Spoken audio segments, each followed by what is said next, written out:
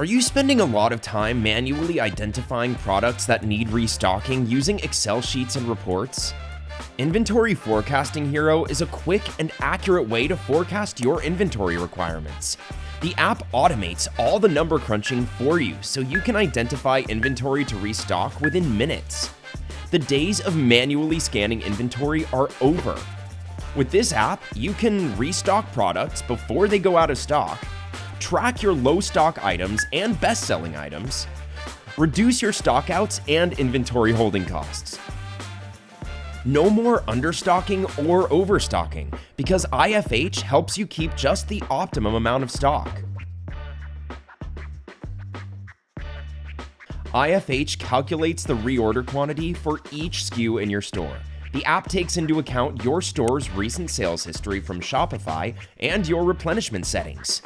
Replenishment settings include your supplier's lead time and the number of days of stock you want to keep on hand.